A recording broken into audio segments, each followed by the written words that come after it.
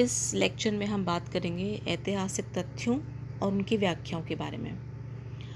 तो सबसे पहली बात तो ये है कि इतिहास में दो बातें बहुत महत्वपूर्ण होती हैं। एक होता है तथ्य, ऐतिहासिक तथ्य, और दूसरी होती है उसकी व्याख्याएं। ऐतिहासिक तथ्य तो इतिहास की रीढ़ है ही, क्योंकि उसके बिना हम इतिहास ना तो इमेजिन कर सकते हैं, ना लिख सकते हैं, ना पढ़ सकते हैं। तथ्य तो बहुत आवश्यक होते हैं। कल्पनाओं के आधार पर इतिहास नहीं लिखा जाता, ना ही पढ़ा जाता है। लेकिन क्या उन तथ्यों की व्याख्या आवश्यक है? इस बारे में बहुत पहले से बहस छिड़ी हुई है इतिहासकारों में कि साइंस को फॉलो करते हुए, विज्ञान का अनुसरण करते हुए क्या हमें सिर्फ तथ्यों की प्रस्तुतिकरण तक ही रुक जाना चाहिए और उनकी व्याख्या पे कोई ध्यान न दें? और यदि व्याख्या की जाती है तो व्याख्या करने का प्रकार क्या हो, उसका तरीका क्या हो? क्योंकि व्याख्या उसी पर निर्भर करती है जो व्याख्या करता है। मैं किसी विशिष्ट वाद का अनुसरण करती हूँ, मान लीजिए मैं एक राष्ट्रवादी इतिहासकार हूँ, तो मैं हर तथ्य की व्याख्या जो है राष्ट्रवादी परिप्रेक्ष्य में करूँगी। या मैं एक कैम्ब्रिज इतिहासकार हूँ, यानी कि पाश्चात्यवादी, या आप कह सकते हैं उसको साम्राज्यवादी इतिहासकार हूँ, एक अंग्रेज़ी इतिहासकार हूँ, तो मैं उन तथ्यों की व्याख्या अपने तरीके से करूँगी। मार्क्सवादी हूँ तो अपने तरीके से करूँगी। तो इसलिए तथ्यों का निर्धारण तो महत्वपूर्ण है ही कि हम किसे ऐतिहासिक तथ्य माने और किसे न माने। लेकिन उसके साथ साथ सबसे ज़रूरी ये है कि हम उसकी व्याख्या जब करते हैं तो करते समय किन बातों का ध्यान रखना चाहिए, और उस व्याख्या को पढ़ते समय, ये बहुत इम्पोर्टेंट है, पढ़ते समय विद्यार्थियों को और शोधकर्ताओं को किस बात का ध्यान रखना चाहिए। यदि मैं इरफान हबीब को पढ़ती हूँ तो मुझे पता होना चाहिए एक मार्क्सवादी इतिहासकार है और ये हर तथ्य की व्याख्या उसी हिसाब से करेंगे, तो मुझे उसी परिप्रेक्ष्य में उस पुस्तक को या उस ग्रंथ को या उस विशेष शोध को पढ़ना चाहिए। तो और ये सब हम पढ़ेंगे आगे जाके कि कौन कौन सी व्याख्याएं चलती हैं इतिहास में, और कौन कौन से उनके प्रमुख इतिहासकार हैं जो इस तरह की व्याख्याएं करते हैं। तो यदि हम कॉमन सेंस की बात करें, सामान्य ज्ञान की बात करें, तो कुछ बेसिक फैक्ट्स ऐसे होते हैं, कुछ मूल तथ्य ऐसे होते हैं जो सब इतिहासकारों के लिए एक जैसे होते हैं और इतिहास की रीढ़ की हड्डी बनते हैं। यानी उनमें कोई विवाद नहीं होता, वे निर्विवाद रूप से सत्यापित तथ्य हैं। आपको और हमको उनको ज़्यादा खंगालने की ज़रूरत नहीं पड़ती है। लेकिन विगत का हर तथ्य भी ऐतिहासिक तथ्य नहीं हो सकता, ये भी बहुत ज़रूरी बात है। तो ऐतिहासिक तथ्य क्या होते हैं? ऐतिहासिक तथ्य इतिहासकारों द्वारा चुने गए उन अनेक तथ्यों में से कुछ विशिष्ट तथ्य होते हैं जिन्होंने इतिहास को एक नई दिशा दी हो। मान लीजिए मैं आज मध्यकालीन राजस्थान के बारे में कुछ शोध करना चाह रही हूँ और मेरे सामने शोध के दौरान 1000 तथ्य आते हैं, जिनमें से मैं कुल 10 का चयन करती हूँ, क्योंकि मुझे लगता है इन 10 तथ्यों ने मध्यकालीन राजस्थान के इतिहास में बड़े महत्वपूर्ण परिवर्तन किए हैं या उन परिवर्तनों के ये सूचक हैं। इसका मतलब क्या हुआ? ऐतिहासिक तथ्य एक इतिहासकार या एक शोधकर्ता द्वारा ही बनाए जाते हैं। तो इतिहासकार स्पेंगलर क्या कहते हैं? SPENGLER। स्पेंगलर अपनी पुस्तक द वर्ल्ड एज हिस्ट्री में कहते हैं, the world as history, what concerns us is not what the historical fact which appear at this or that time are per se, but what they signify by appearing। तो हमें इस बात से मतलब होना चाहिए कि इस बात से मतलब नहीं होना चाहिए कि कौन सा ऐतिहासिक तथ्य किस वक्त और कहाँ पर प्रस्तुत होता है, बल्कि इस बात से मतलब होना चाहिए कि उसके उजागर होने के क्या मायने हैं, क्या चीज़ सिग्निफाई कर रहा है, क्या सिग्निफिकेंट है उसके उजागर होने पर। इसी तरह से कॉलिंगवुड कहते हैं, प्रसिद्ध इतिहासकार Collingwood the idea of history में कहते हैं, the essence of history lies not in its consisting of individual facts. इतिहास का जो तत्व है वो इंडिविजुअल फैक्ट्स पे डिपेंड नहीं करता है। However valuable these facts may be, but in the process of development leading from one to another. यानी कि वही तथ्य ज़रूरी है जो विकास की दृष्टि से एक के बाद एक क्रमिक रूप से कोई कड़ी जोड़ता जाए, but in the process of development leading from one to another. इसका मतलब ये हुआ कि एक इतिहासकार का रोल फैक्ट्स के सिलेक्शन में बहुत इम्पॉर्टेंट है। तथ्यों के चयन में एक इतिहासकार का उसकी भूमिका जो है बहुत महत्वपूर्ण होती है। और किटसन क्लार्क एक इतिहासकार हुए हैं, किटसन क्लार्क। उनकी किताब है the critical historian, the critical historian. उसमें वो कहते हैं, the facts may seem to speak for themselves but they always require a human being to give them utterances. लगता है जैसे तथ्य स्वयं कुछ बोलते हों, लेकिन उन्हें हमेशा एक मानवीय आवाज़ की ज़रूरत होती है। And a number of essentially personal judgments on the part of someone is likely to have influenced what they say।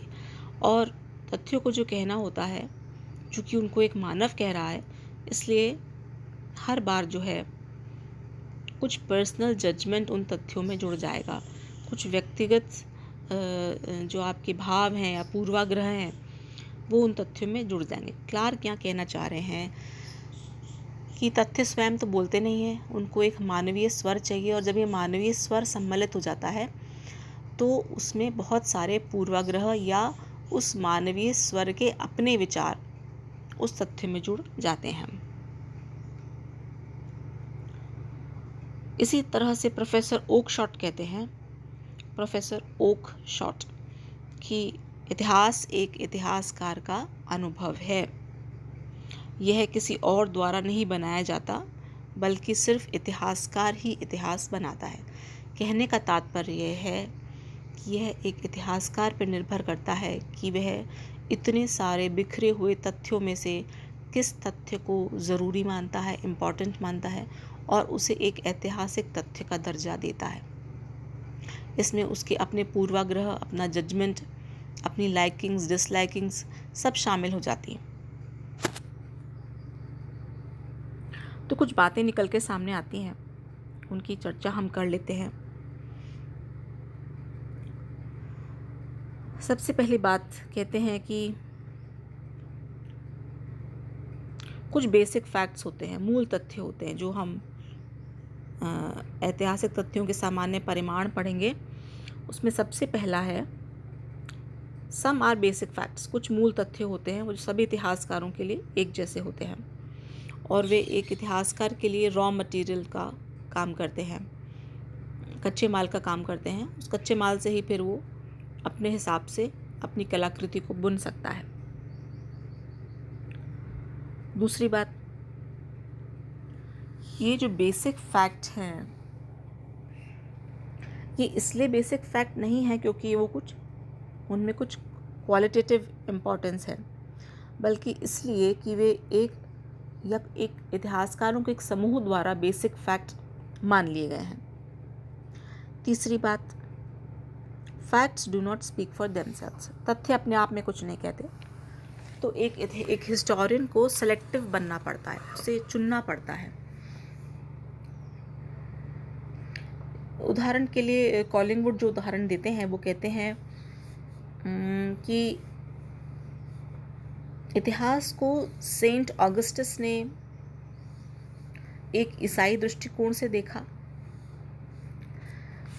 तिलेमा ने उसी इतिहास को एक फ्रांसीसी दृष्टि से देखा, गिब्बन ने उसे एक 18वीं शताब्दी के अंग्रेज़ की तरह देखा, मॉन्सन ने उसे एक 19वीं शताब्दी की जर्मन की तरह देखा। तो रॉ मटेरियल वही है मूल तथ्य वही हैं, बेसिक तथ्य वही हैं, लेकिन हर व्यक्ति ने उसको यहाँ पर हम देखते हैं अपनी राष्ट्रीयता के आधार पर, किसी ने उसको फ्रेंच दृष्टि से देखा, किसी ने अंग्रेज़ी दृष्टि से देखा, किसी ने जर्मन दृष्टि से देखा, तो हर इतिहासकार उसको अपनी दृष्टि से देखता है। और इसमें हमें इस विवाद में पड़ना ही नहीं चाहिए कि इनमें से कौन सही है या कौन गलत है, क्योंकि सब समय के फेर में या जैसी परिस्थितियाँ होती हैं उसी के अनुरूप इतिहास को देखते, पढ़ते और समझते हैं। तो यहाँ पर ये एक तस्वीर हमारे सामने प्रस्तुत होती है। ये वैसी ही बात है कि 20वीं शताब्दी में रहने वाला कोई इतिहासकार एक ऐसे इतिहासकार की आलोचना करे जो 19वीं शताब्दी में रहता था और जिसने 17वीं शताब्दी के घटनाओं के बारे में लिखा। समझ रहे हैं आप? 17वीं शताब्दी में कोई घटना घटी, उसके बारे में 200 साल बाद 19वीं शताब्दी के आदमी ने कुछ लिखा, और जो कुछ भी लिखा उसका विरोध अथवा उसका समर्थन एक 20वीं शताब्दी में रहने वाले व्यक्ति ने किया। तो आप इस तरह से देख सकते हैं कि लिखने वाले में और पढ़ने वाले ने कितनी शताब्दियों का अंतर आ गया, और शताब्दियों के अंतर आने से ही पूरा का पूरा किस्सा बदल जाता है, क्योंकि हम लिखते और पढ़ते और सुनते वही हैं जो हमारा तात्कालिक है।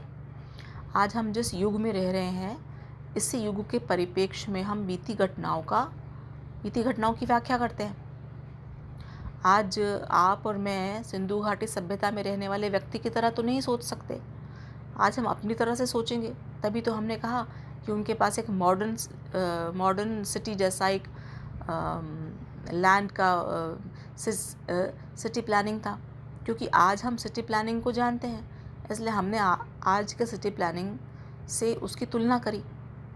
तो हम जिस युग में रहते हैं उस युग की परिकल्पनाओं और आइडियोलॉजी के अकॉर्डिंग ही हम पास्ट की घटनाओं का जजमेंट करते हैं। तो रेनियर कहते हैं इस बारे में, रेनियर की किताब का नाम है history, it's purpose and method. पहली बात वो कहते हैं कोई भी तथ्य है वह प्योर नहीं हो सकता, वह अल्टीमेट नहीं हो सकता। दूसरा वो कहते हैं तथ्य हमेशा इतिहासकारों द्वारा देखे जाते हैं, और ज़्यादातर उन इतिहासकारों द्वारा देखे जाते हैं जिनका उस घटना से कोई प्रत्यक्ष संबंध नहीं होता है। समकालीन इतिहासकारों की बात हम छोड़ दें तो, लेकिन हम हमेशा कही सुनी बातों पर ही अपना इतिहास लिखते हैं। तीसरी बात वो कहते हैं इसका मतलब तथ्यों का संकलन जो है वह एक इतिहासकार के बुद्धि पर निर्भर करता है। चौथी बात, एक इतिहासकार का पर्सनल बैकग्राउंड, उसका व्यक्तिगत दृष्टिकोण जो है वो ऐतिहासिक तथ्यों के प्रेजेंटेशन, प्रस्तुतिकरण और इंटरप्रिटेशन, व्याख्याओं, इन दोनों को प्रभावित करता है। और पांचवी बात रेनियर कहते हैं कि तथ्य जितने महत्वपूर्ण हैं उतना ही महत्वपूर्ण उनकी व्याख्या है। इसी तरह से कार्ल बेकर कहते हैं, पहली बात कहते हैं इतिहासकार अतीतकालिक घटना का साक्षात्कार नहीं करता, यह एक महत्वपूर्ण विभेद है। घटना जो विनष्ट हो चुकी है और वह इस घटना का जो विवरण विद्यमान है। ऐतिहासिक तथ्य किसी व्यक्ति के मस्तिष्क में होता है अथवा कहीं नहीं, क्योंकि वास्तविक घटना विलुप्त हो चुकी है, इसलिए उसका पुनर्प्रत्यक्षीकरण संभव नहीं है। दूसरी बात वो कहते हैं वास्तविक घटना को तो कभी संपूर्ण रूप से प्रस्तुत किया ही नहीं जा सकता, सभी तथ्यों की प्रस्तुति नहीं हो सकती, और यदि वे हो भी जाए तो वे स्वयं कुछ नहीं कहेंगे। देखिए, आज यदि मैं अकबर या शिवाजी के बारे में कुछ पढ़ना चाहूँ तो मैं समकालीन ऐतिहासिक स्रोतों पे जाऊँगी, और वे समकालीन ऐतिहासिक स्रोत किसी न किसी द्वारा लिखे गए हैं जो या तो उस राजा के फेवर में होंगे या अगेंस्ट में होंगे।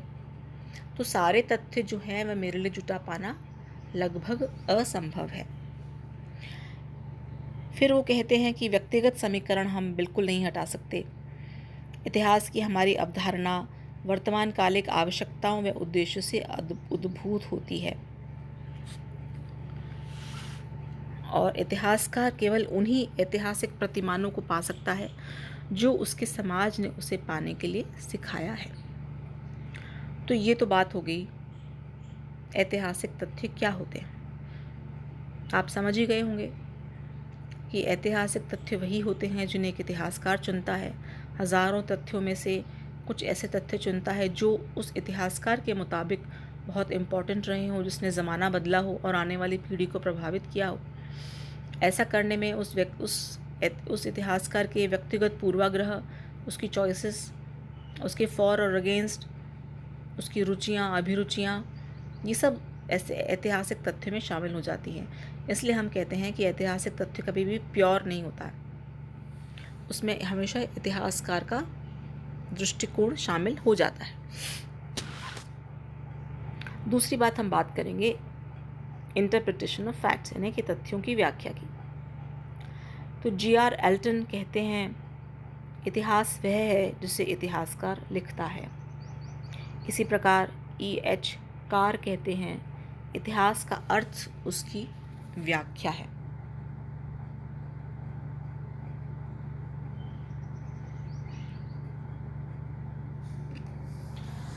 तो व्याख्या एक प्रकार का दूरवीक्षक यंत्र है जिसकी सहायता से इतिहासकार सुदूर अतीत के कोणों में अंतर्निहित सूक्ष्म तत्वों का निरीक्षण करता है।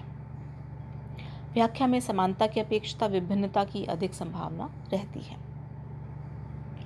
तो कुछ एक व्याख्याओं के बारे में भी हम बातें कर लें। ऐतिहासिक व्याख्या में अतीत, वर्तमान और भविष्य का युगबोध होता है। पहली बात, ऐतिहासिक व्याख्या में अतीत, वर्तमान और भविष्य का युगबोध होता है। अतीत का कैसे?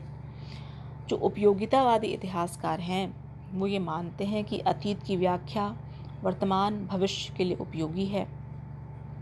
अतीत के प्रति प्रेम सिर्फ अतीत के लिए नहीं है, बल्कि एक सुरक्षित और सुसंपन्न वर्तमान के लिए इस उद्देश्य से किया जाता है कि वह एक सुखद भविष्य का निर्माण करेगा। वर्तमान से कैसे युगबोध होता है? व्याख्या को वर्तमान ने सर्वाधिक प्रभावित किया है। प्रत्येक इतिहासकार समसामयिक सामाजिक आवश्यकता अनुसार अतीत की व्याख्या करता है। और रही बात भविष्य की, तो यह एक उद्देश्यवादी चिंतन है।